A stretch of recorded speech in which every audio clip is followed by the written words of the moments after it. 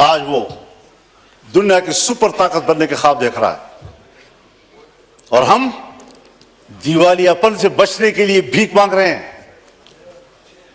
کہ ڈیفالٹ نہ ہو جائے ہم لوگ. یہ کس کے ہاتھوں، کون ذمہ دار ہے اس کا؟ دیوار کے پیچھے جو قوتیں ہمیں کنٹرول کرتی ہیں، جن کے باغ ڈور ہمارے ان کے ہاتھ میں ہیں، فیصلے تو وہ کریں اور منہ ہمارا کالا کرے. عوام ہمیں گالیاں دے، ذمہ دار ہمیں ٹھہرائیں. یہ کون سی سیاست ہے؟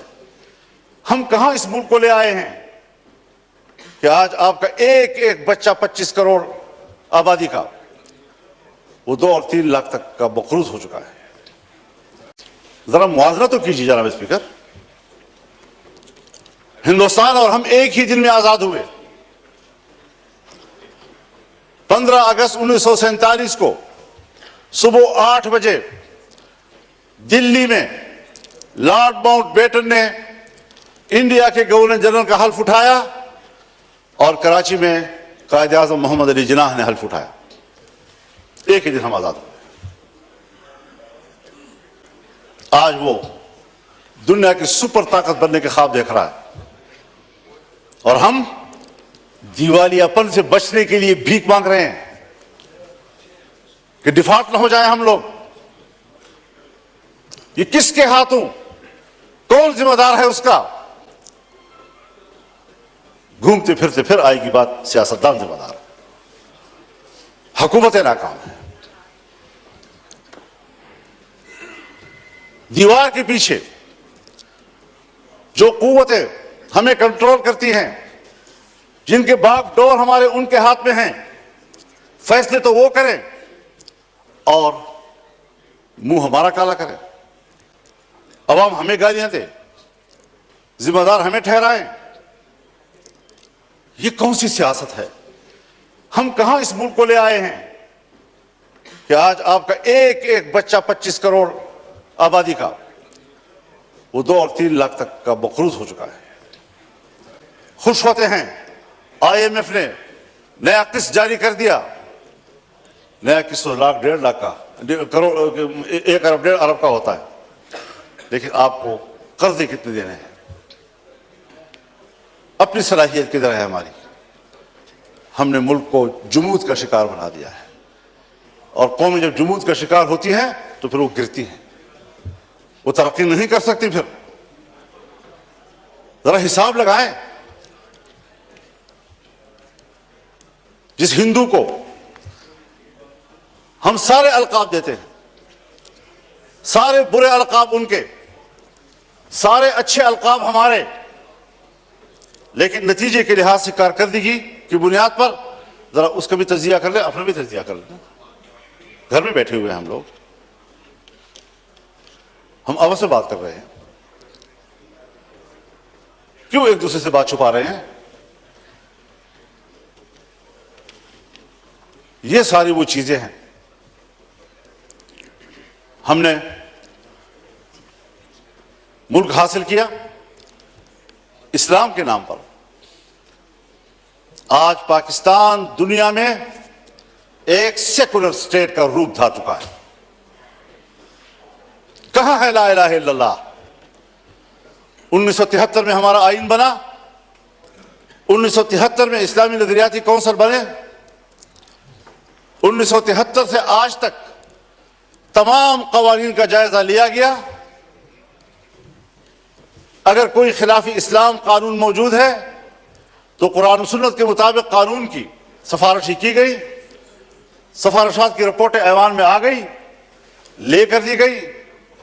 کوئی آپ ایک نشاندہی بحیثیت اسپیکر کر سکتے ہیں کہ سن 1973 سے لے کر آج تک اس کونسل کی سفارشات پر اس پارلیمنٹ نے ایک منظوری کی ہو؟ ایک.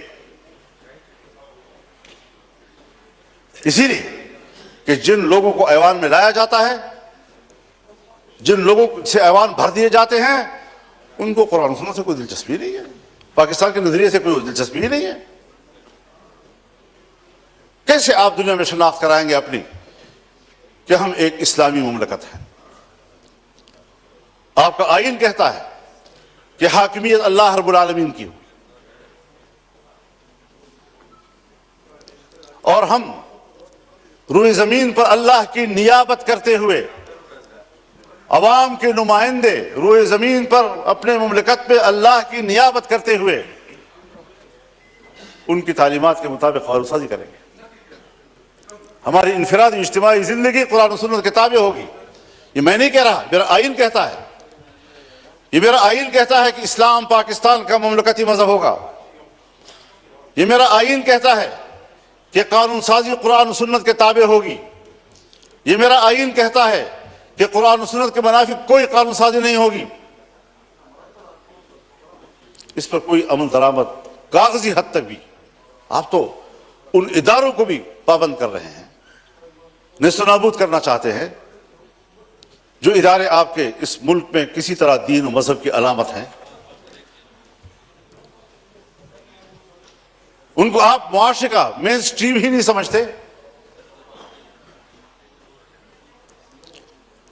تو جس نظریے پر ملک قائم ہوا تھا 75 سال میں، اس کا بھی ذرا حساب لگا لیں آپ کہاں کھڑے ہیں۔ اور ممکن ہے بہت سے لوگ سمجھیں کہ مذہب نہیں ہے تو کوئی چیز نہیں، کوئی مسئلہ ہی نہیں ہے۔ لیکن بہت سے لوگ ہیں جو جمہوریت کی بات تو کرتے ہیں، مذہب کی بات بھلا نہ کریں، جمہوریت کی بات تو کرتے ہیں۔ تو ہم سب مل کر سوچیں ذرا کہ جمہوریت کدھر ہے ہماری۔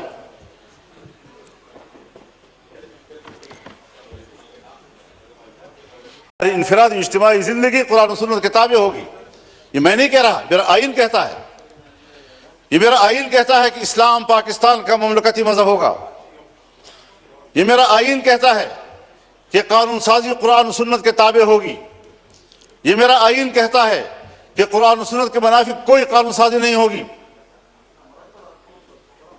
اس پر کوئی عمل درآمد کاغذی حد تک بھی آپ تو ان اداروں کو بھی پابند کر رہے ہیں، نیست و نابود کرنا چاہتے ہیں جو ادارے آپ کے اس ملک میں کسی طرح دین و مذہب کی علامت ہیں۔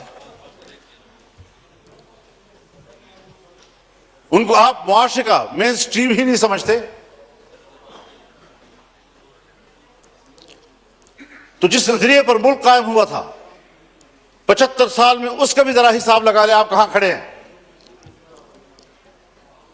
اور ممکن ہے بہت سے لوگ سمجھیں